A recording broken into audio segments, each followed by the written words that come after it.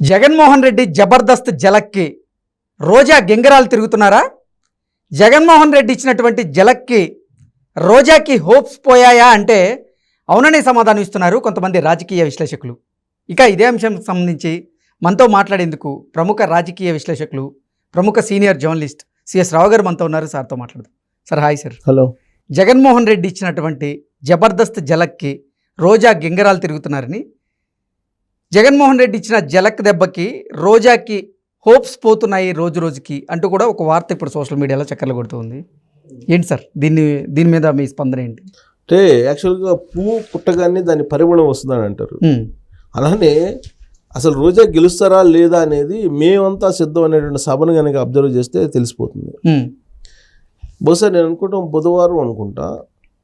బుధవారం సభ జరిగింది. మేమంతా సిద్ధం సభ చిత్తూరులో జరిగింది. అప్పుడు ఎమ్మెల్యేలందరూ, చిత్తూరు జిల్లాలో ఉన్న ఎమ్మెల్యేలందరూ వచ్చారు. ఆ వేదిక మీదకి కుప్పం సంబంధించిన అభ్యర్థి, వైఎస్ఆర్ కాంగ్రెస్ పార్టీ అభ్యర్థి, అలాగే పెద్దిరెడ్డి రామచంద్రారెడ్డి మినిస్టరు, ప్రస్తుత మినిస్టర్గా ఉన్నటువంటి నగరి ఎమ్మెల్యే రోజా, అలాగే మిగిలినటువంటి కాన్స్టిట్యున్సీలకు సంబంధించిన అభ్యర్థులు అందరూ హాజరయ్యారు. మేమంతా సిద్ధం సభకి భారీగా జనం వచ్చారు, తరలించారు. బాగానే సక్సెస్ అలాగా కనిపించింది అది.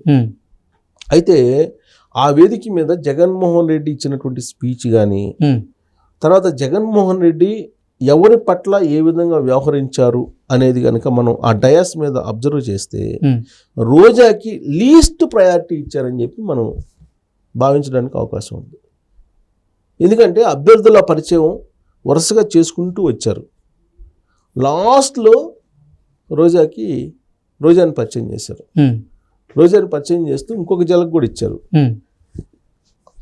ఒకవేళ వైఎస్ఆర్ కాంగ్రెస్ పార్టీ వస్తే నా పక్కన మంత్రిగా నేను భరత్ను కూర్చోబెట్టుకుంటానని చెప్పి కుప్పం అభ్యర్థికి ఆఫర్ ఇచ్చాడు. అంటే దాని అర్థం ఏంది? రోజాకి చీటీ చినిగిపోయినట్టే కదా. రోజాకైతే చీటీ చినిగిపోయినట్టే కదా.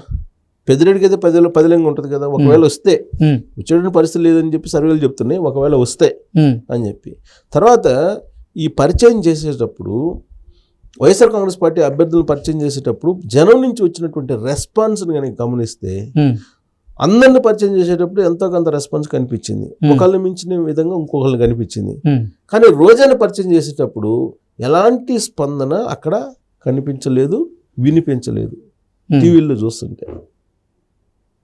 ఇలాంటి పరిస్థితి ఎందుకు వచ్చింది అనేటువంటి ప్రశ్న వేసుకుంటే, ఆల్రెడీ రోజా యొక్క అభ్యర్థిత్వాన్ని వ్యతిరేకిస్తున్నారు. 5 మండలాలకు సంబంధించినటువంటి స్థానిక లీడర్లు వ్యతిరేకిస్తున్నారు రోజా అభ్యర్థిత్వాన్ని అని చెప్పి ముందు నుంచే తెలుసు.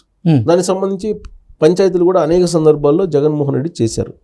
దానికి కారణం ఏంటంటే ఆమె నోటి దురుసు, ఆమె ప్రవర్తన, తర్వాత ఆమె చేసినటువంటి దందాలు, ఇవన్నీ కారణం అని చెప్పి చెప్తున్నారు. ప్లస్ వాళ్ళ అన్నదమ్ములు ఎవరైతే ఉన్నారో వాళ్ళు కౌంటర్లు ఓపెన్ చేశారు.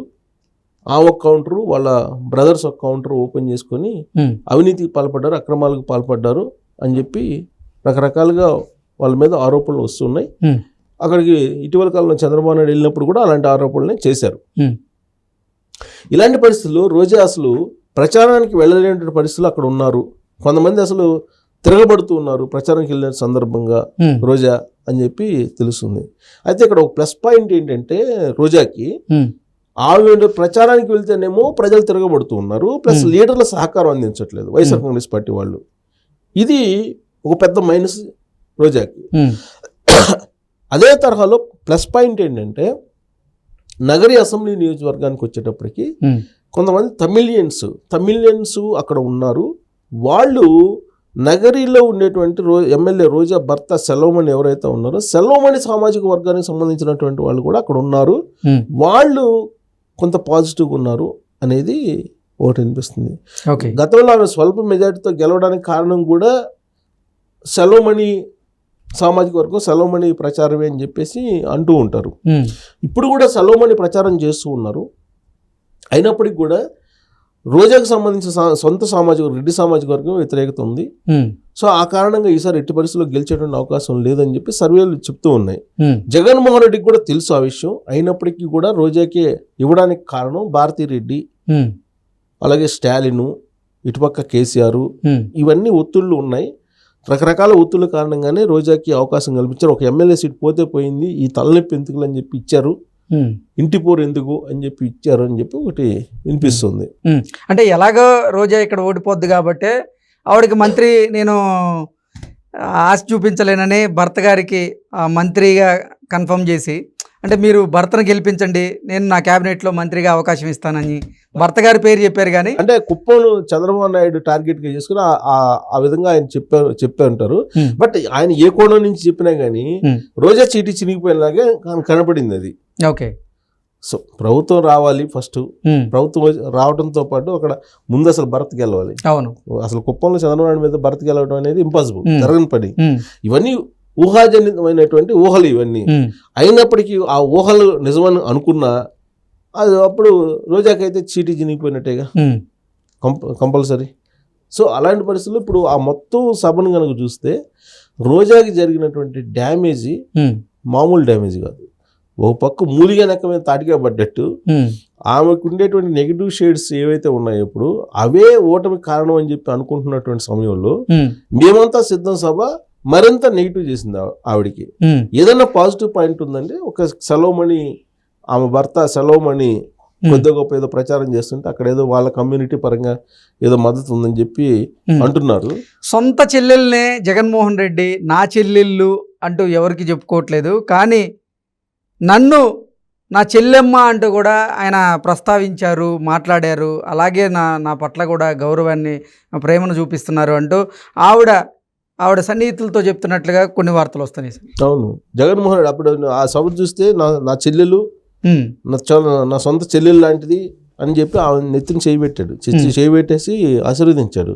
అలాగే అక్కడ మహిళలు మిగతా లీడర్లను కూడా నా సొంత చెల్లెలు లాంటి వాళ్ళు, నా చెల్లెళ్ళని గెలిపించండి అని చెప్పి మిగతా వాళ్ళని కూడా నా సొంత చెల్లెలు అంటారు. ఇప్పుడు నా సొంత చెల్లెళ్ళు, నా ఎస్సీలు, నా బీసీలు, నా మైనార్టీలు అనేది is common word okay Jaganmohan రెడ్డికి. అది అలవాటు అయిపోయింది జనాలకి. సో ఇది మోసం, మార్కెటింగ్ వ్యవహారం అనేది అర్థమైపోయింది. సో రోజా ఆ మాట అన్నందువల్ల తననే అంటున్నారు అని చెప్పి అనుకుంటే ప్రయారిటీ ఇచ్చారు అన్నట్లుగా ఆవిడ సన్నిహితులతో చెప్తున్నట్టుగా కొన్ని అనుకుంటే అది ఆ భ్రమ, మనం కాదనలేము. కానీ అందరినీ అదే మాట అంటాడు జగన్మోహన్ రెడ్డి అనేది అన్ని సభల్లో చూస్తే కనుక ఆవిడకి అర్థమవుతుంది. బహుశా ఆవిడ మాత్రమే అన్నది ఆవిడకి వినిపించిందేమో. ప్లస్ ఇంకోటి ఏంటంటే పొలిటికల్ గా అదొక ప్రాక్టీస్ కూడా.